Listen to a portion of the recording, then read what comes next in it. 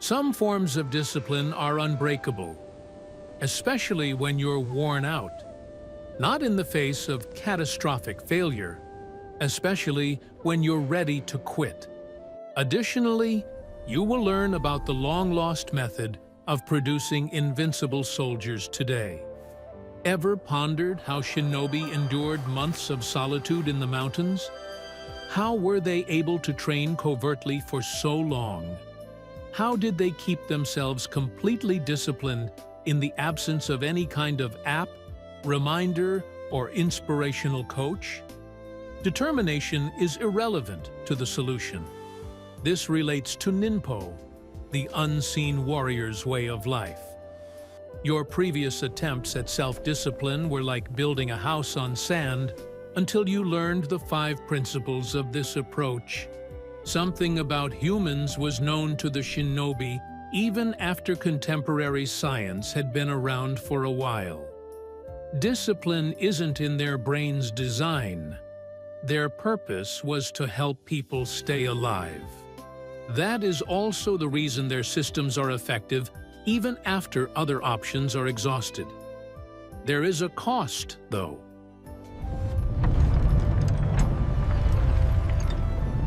Welcome. Those who merely wish to give it a go will not be allowed on this road. The price must be paid. The feeble you who relies on your own words for support must die. Please subscribe to the channel, like this video, and turn on the notification bell so you don't miss any future content before I demonstrate how this system works in practice. Your attentiveness is really appreciated. Revisit the video again. Section 1. The hapless young man from feudal Japan. Eager Prefecture, 1540.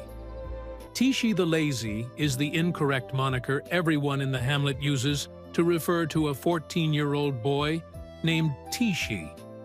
Since he was a little boy and witnessed the Shinobi slinking across the rooftops at night, his dream had been to become one of them. One major issue, though, plagued him. That guy was pitiful. He made it a point to train every day when he woke up. Beginning today, I would end my workout with 3 sets of push-ups, then rest until I was hungry. My word is that I will meditate.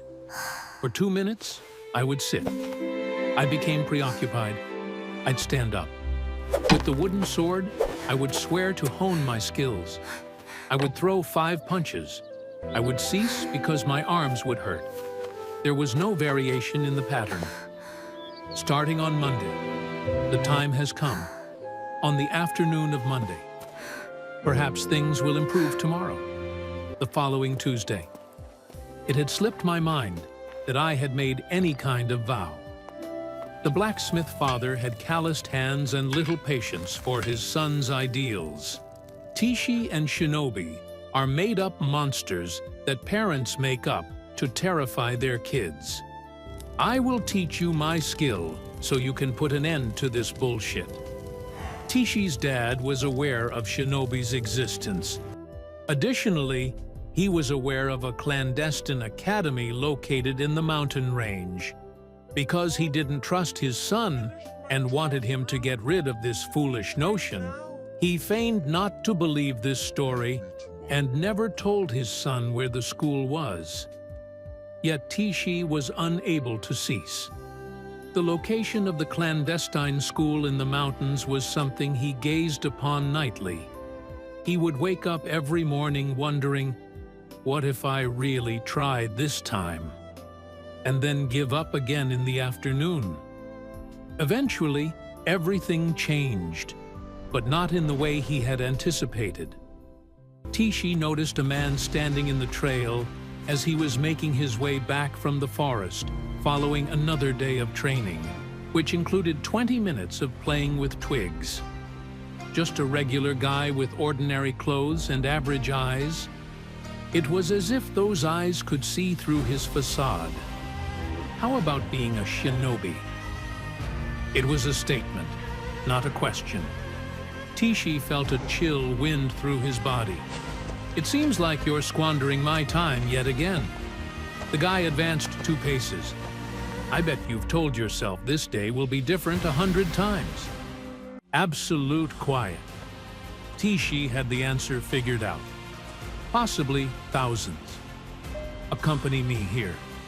The guy pivoted and started making his way toward the mountain range. I will show you the school's location if you can follow me.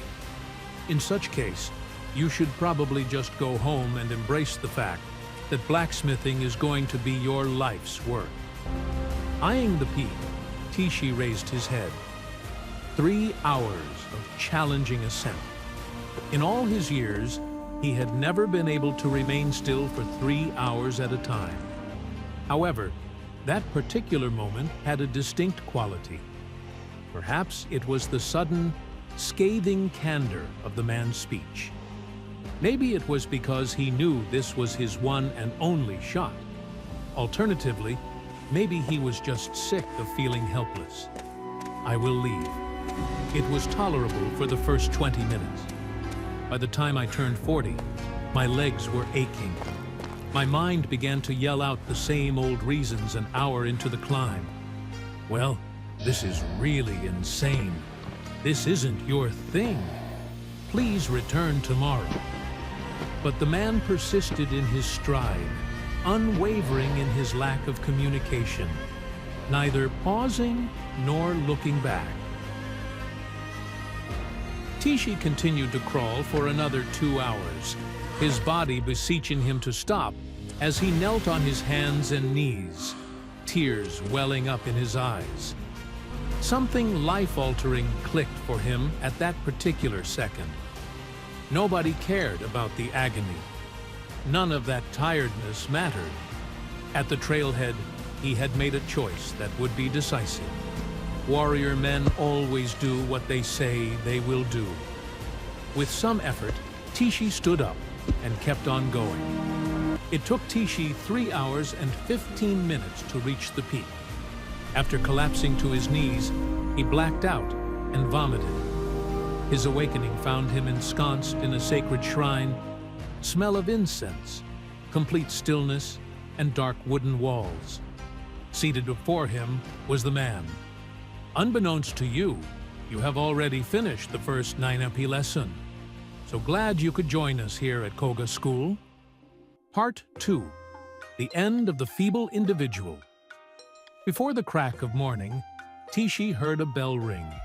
Instead of a soft alarm clock, he felt a bronze bell ringing within his head. Around him, he turned to survey the scene. 15 additional youths, all dressed similarly in black, stood and stared ahead. In the middle of the hall appeared the master, that same mountain man. Nothing is done in an NPO. 2 states are all. You either are or you aren't. At that point on, you are merely pupils. When the bell rings, the students immediately begin to get ready for the day ahead. There will be no discussion. Exhausted, Tishi peered out the window. It remained gloomy. "What time is it, Sensei?" With an expression that could cut through steel, the master sliced him. Thoughts are questions. Hesitation is caused by thoughts.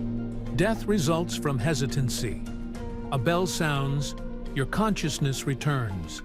Finally, the conclusion. Forget about enjoying the first week. A rather early bell rang. Sitting quietly for 1 hour is a form of meditation. 2 hours of brutal physical exercise. Analyze the plan for 2 more. Till the sun goes down, hone your stealth skills. Go to bed. Get up. Every single day, Tishi felt like giving up. However, this is where things differed. Not at all. Simply entering Nino does not constitute a personal commitment. You swear an oath in full view of all. As a first-day requirement, every student was required to stand in front of the whole school community and publicly state, "I am a student of the ninja way. My word is my life. If I break my word, I am nothing."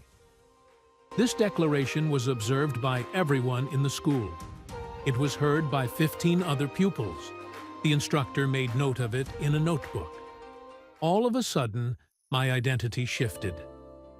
Can you make sense of what transpired there?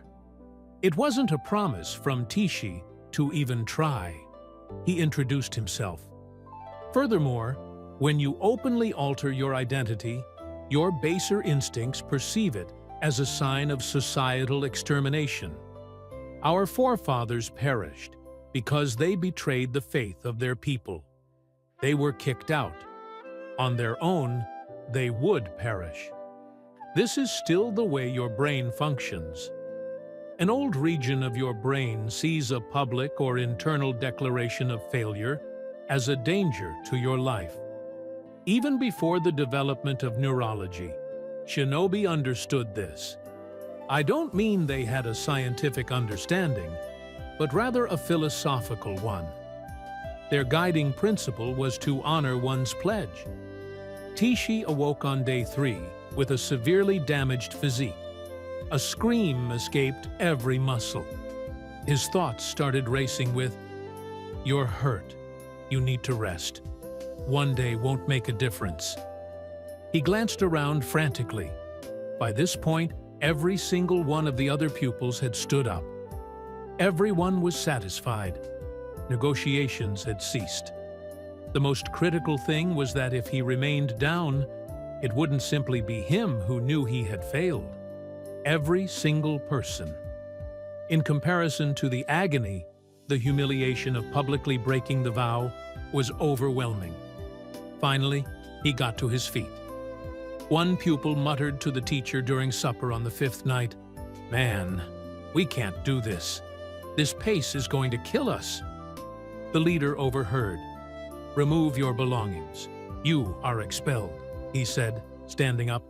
The boy's face grew pale. "But I didn't do anything. I just said, you have sworn doubt. Doubt is poison. In Ninpo, thoughts are actions. You have acted against your oath. Leave." The pupil departed. He is still missing. Because everyone knew the oath was not for show, nobody ever again complained about it at school. Everything else rested on top of it. Tishi quickly learned, though, that taking an oath only addressed half of the issue. Because he continued to battle an internal conflict on a daily basis, despite the social pressure and the threat of expulsion. The second tenet of NPORE, the idea of constant rhythm, was imparted at that point by the teacher. The third chapter. No breaks in the beat. Every morning, you experience that silent torment. Time to hit the gym. After breakfast or right now? Would 5 or 6 in the morning be better for me to wake up? Do I have more energy tomorrow? Or should I do it today? You feel like you're demonstrating some degree of flexibility? Actually, you're squandering mental energy on insignificant decisions that undermine your strength even before you start. Tishi was contacted by the master 2 weeks later. Your hesitation persists. Each morning, I saw it reflected in your eyes. Surprise-stricken Tishi. However, Sensei, I rise each morning. That's a perfect record. Simply standing up won't cut it. Getting to your feet is still something you're debating. Weakness exists so long as decisions are being made. Decision needs to be killed.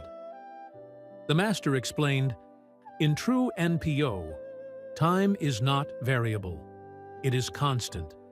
The bell rings in the morning because the universe needs constants. When you remove time as a variable, you remove negotiation. Your body is stupid, said the master. But it's a stupid body that learns patterns. If you wake up at a different time every day, your body never knows what to expect. It fights you every time. But when the time is the same every day, your body starts preparing itself before the bell even rings. Tishi didn't believe it until the 3rd week. On the 19th, he woke up shortly before the bell. His body had learned to do so. On the 25th, his eyes opened naturally 2 minutes earlier. On the 30th, he was fully awake, feet on the ground, mind clear before any sound. His body had created an internal clock, not because he was special, because the pattern was unbreakable. But the fixed schedule only resolved when to wake up. Tishi discovered a new battlefield. What to do during training? Some days he wanted to focus more on strength, others on speed. Sometimes he felt inspired to go rock climbing. Other times he wanted to work on sword techniques. His mind had found a new opening for negotiation. Since he couldn't argue about when to train, he began to argue about how to train. The master saw this too. You are creating chaos where there should be form. In NPO, we practice kata, perfect form, repeated endlessly. And then he explained something that sounded like insanity. For 100 days, you will do exactly the same training sequence, same movements, same order, same number of repetitions, no variation, 0. Taeshi was confused. But sensei, won't I get bored? Won't I stop evolving? Boredom is the ego-resisting transformation. And you only evolve when the practice becomes so automatic that your consciousness can finally observe the invisible details. Chapter 4. The Form That Frees. I'll tell you what no one tells you about variety. You think variety keeps things interesting, but variety is actually where discipline dies. Every day you change your workout. Your brain has to make micro-decisions. Should I squat or run today? How long should I spend on each exercise? Which technique should I practice first? Every decision is a crack where your old patterns leak back in. Tishi began his personal Shuyo period, 100 days in the same way. The sequence was brutal. 50 push-ups, 100 squats, 30 minutes of sword practice following specific kata, 20 minutes of breathing techniques. The same order, the same place, the same time every single day. First week, his mind screamed for novelty. This is stupid. You're human, not a machine. Vary things or you'll go crazy. By the second week, the other students were starting to comment, "Man, you're turning into a robot. Where is the freedom to express oneself creatively?" During the third week, Tishi faced psychological warfare as she battled the voice that told her to do something different today, just for today, so it doesn't get boring. The master listened and laughed. Without a foundation, creativity is organized chaos. If you want to express yourself, master the form first. However, the ejected student remained in his mind. He remembered the oath. He continued the form. In the fourth week, something strange started to happen. Mental stamina weakened. Not because Tishi got stronger, because stamina wears out faster than discipline. His brain realized he had no available trade. No matter how many times I screamed for variation, the answer was always the same: no. Eventually, the brain stopped screaming. Week 6 was when the magic happened. Tishi was mid-push-ups when he realized he wasn't thinking. His body was moving through the sequence on its own, like water flowing along the route it always had. It wasn't boredom. It was freedom. Freedom from the tyranny of constant decision-making. 8th week during sword practice, he noticed for the first time a microscopic detail in his wrist movement. Something that would have been impossible to see if his mind had been busy deciding which technique to practice. The master was watching. Now you see, when form becomes automatic, consciousness can finally pay attention. A neuroscientist at Kyoto University, who has been studying the automation of behavior for 18 years, has discovered something revolutionary. When you repeat an exact sequence of actions for approximately 66 days in the same context, the basal ganglia take over control of the movement. The prefrontal cortex is freed up for higher functions. The behavior becomes as automatic as breathing. On the 45th, Tishi developed a fever. His body was weak. His head was heavy. Everything hurt. The temptation was obvious. I'll skip today. No one trains when they're sick. I'll come back tomorrow when I'm better. This is where everyone gives up. Where you gave up before, because you believe the all-or-nothing lie. If I can't do it perfectly, I don't do it at all. If I can't do it completely, I wait until I can. This logic seems sensible, but it's actually the silent killer of any consistency you've ever tried to create. Tishi went to his master. "Sensei, I'm sick. Should I rest today?" The master looked at him as if he'd said the most idiotic thing in the world. Rest is different from giving up. If you need true rest, rest. But you're not asking about rest. You're asking for permission to create a gap. What's the difference? A river never stops flowing. During a drought, it becomes a trickle. During a storm, it becomes a torrent, but it never stops. The moment it stops, it is no longer a river. It is just a hole where the water used to be. Your practice is the same. And then the master taught the third pillar of Ninpo Muku. Practice without gaps. Are you feeling weak today? Do 10 push-ups instead of 50. Meditate for 5 minutes instead of 20. But do something because momentum is more valuable than perfection. Tishi did half the normal training. It was horrible. It was imperfect. It was completely sufficient because he maintained momentum. He didn't create a gap. The next day when the fever subsided, his body returned to full training as if nothing had happened. If he had jumped completely, his body would have interpreted it as a change in pattern. It would have resisted the next day. Well, you jumped yesterday. Why not jump today too? But because he never created the gap, the pattern remained intact. Day 70, massive storm. The training hall flooded. Tishi thought he finally had a legitimate excuse. He sought out his master. "Sensei, where do we train today?" The master pointed to the covered patio. "There, but it's raining." The sensei replied, "So what?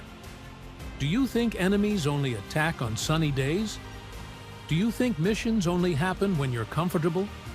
Tishi trained in the rain, soaked clothes, slippery ground, bone-chilling cold. But he trained without a break. Chapter 5. The Invisible Preparation. But Tishi was about to discover something that nearly broke him. Because no matter how strong your oath, how fixed your schedule, how perfect your form, there's one kind of obstacle that knocks everyone down. The obstacle you didn't see coming. Day 80. Tishi's father showed up at school. Family emergency. He needed to return to the village immediately. Tishi panicked, not because of the emergency, but because of his training. 20 days to go until the 100 days. If he broke now, the master stopped him before he could speak. Do you think obstacles ask permission? Do you think life respects your 100 days? But Sensei, I promised to complete.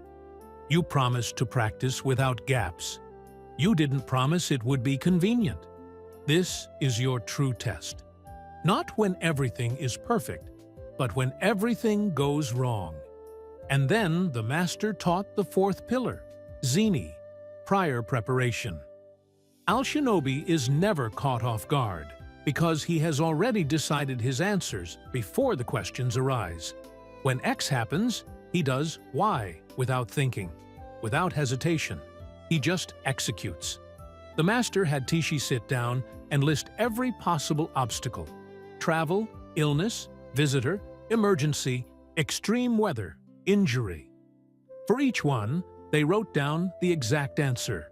Traveling pre-dawn road workout sick, half the reps, arm injury, focus on the legs, rain-covered patio, family emergency, essential 15-minute workout. Teshi returned to the village. He spent 3 days helping his family. But every day at 4 a.m., he woke up. He did a condensed version, 20 push-ups, 10 minutes of meditation, basic sword cutter. The neighbors thought he had lost his mind. "Your father needs help, and you're playing with a sword at 4 a.m. But Tishi understood something they never would. He was helping his father all day. Morning training didn't take anything away from that. It kept his identity intact so he could be strong for his family. He returned to school on day 83. The teacher asked, "How many days did you miss?" "None, Sensei." The master smiled for the first time. "Now you're beginning to understand." A behavioral psychologist at the University of Tokyo, who has been studying decision-making for 22 years, found when you pre-decide your actions, you remove decision fatigue from the critical moment. Your prefrontal cortex, responsible for willpower, remains intact to execute rather than decide. This can increase your success rate by up to 300%. Day 95. 5 days to go until the 100 days of Shugyo. Teishi was different. Everyone at school noticed. He didn't talk about training. He simply trained. He didn't promise to wake up early. He simply woke up. He didn't need motivation. The practice happened on its own. The other students began to whisper, "How does he do it? His invincibility is mystifying." "He doesn't," shot back one of the more senior children. "He is." Day 100 arrived. Tishi completed the sequence for the 100th consecutive time. No flaws, no gaps, no exceptions. The bell rang, marking the end of the Shuyo. He expected to feel relief. He expected to want to celebrate, but he felt only silence. A deep, strange silence. The master called him. "How do you feel?" "Empty, Sensei, but not in a bad way. Like something heavy has been lifted off." What came out was the version of you that needed to decide. Now you have reached the 5th pillar of NPO, Mushin, the mindless mind. Chapter 6. The mind that doesn't hesitate. Mushin means no mind, the master explained, but it doesn't mean stupidity. It means no ego, no hesitation, no inner conflict between what you should do and what you want to do. When a samurai attacks you with a sword, you don't have time to think, "Should I dodge or block?" If you think you die, the response must be automatic, instantaneous, without the interference of the hesitating ego. This is what you built in those 100 days. Not just a workout habit. You killed the part of you that negotiates with yourself. Tishi understood. In the past 30 days, he hadn't had a single thought about trading. No. What if I jumped today? No. Maybe tomorrow would be better.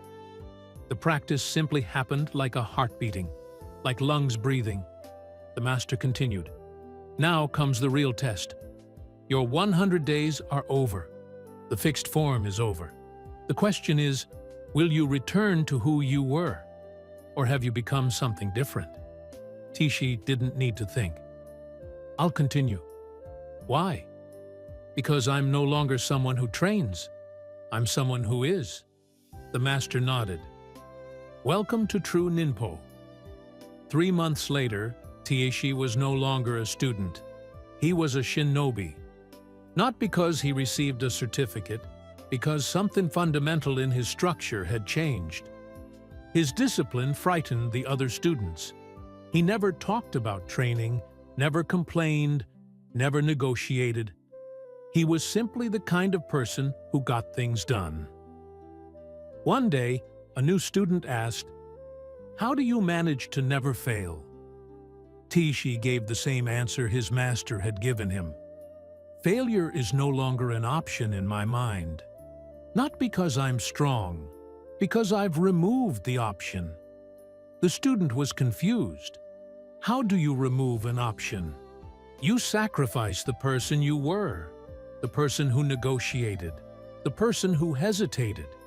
And when that person dies, what's left is only the warrior who kept his word. But Tishi's transformation didn't stop with training.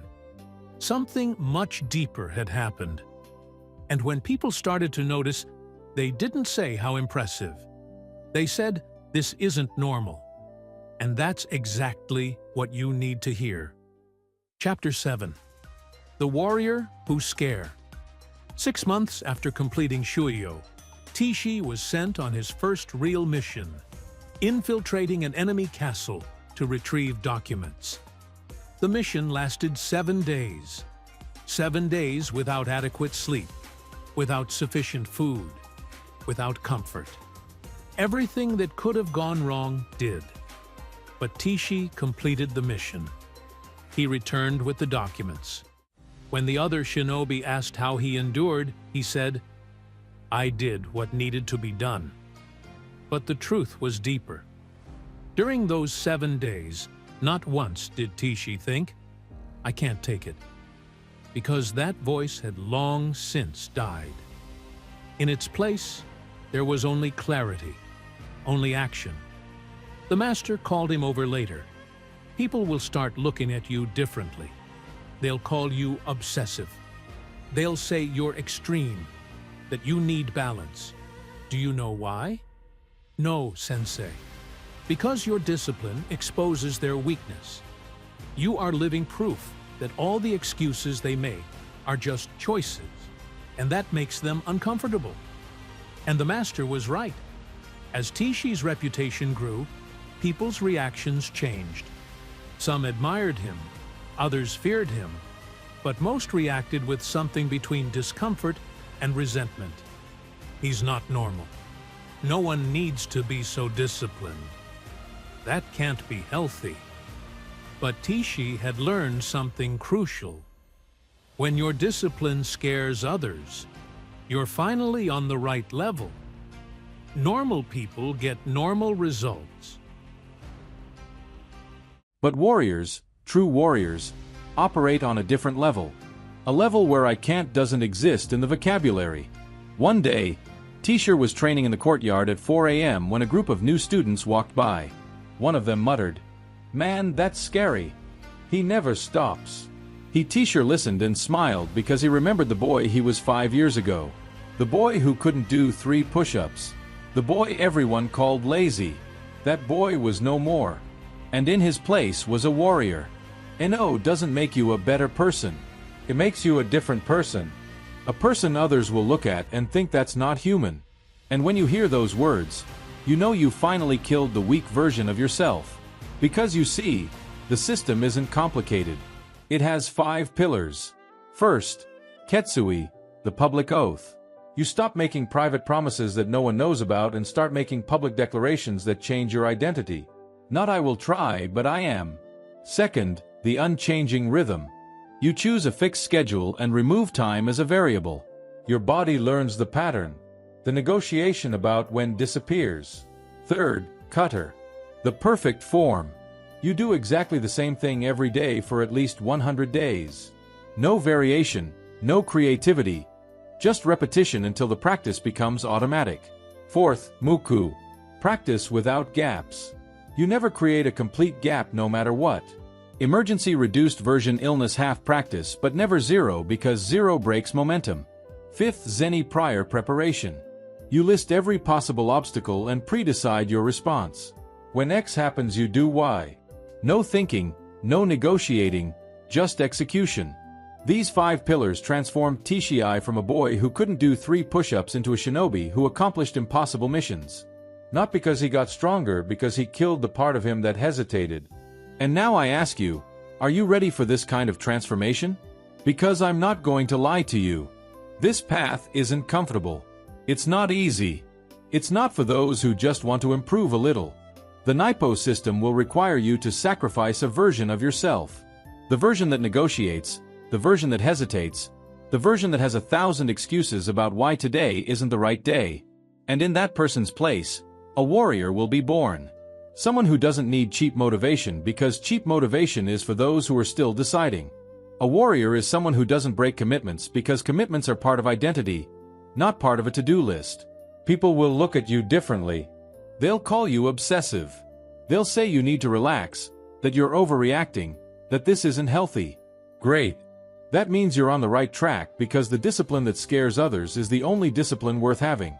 The discipline that makes people uncomfortable is the only discipline that produces extraordinary results. The question isn't whether the system works. The question is, do you have the courage to commit completely? Don't try. Don't test. Compromise. Choose a habit. 1. Make your public pledge. Choose your fixed schedule. Define your perfect form. Commit to 100 days without gaps. Pre-solve every obstacle. And then watch what happens when you stop negotiating with yourself. Tishii wasn't special. He was just a weak boy who decided to sacrifice himself so that a warrior could be born. You can do the same. If you like this video, I invite you to subscribe to the channel and activate the bell to receive future content. Remember, discipline is only bad when there is little of it. If you've made it this far, thank you very much for your attention. Until the next video.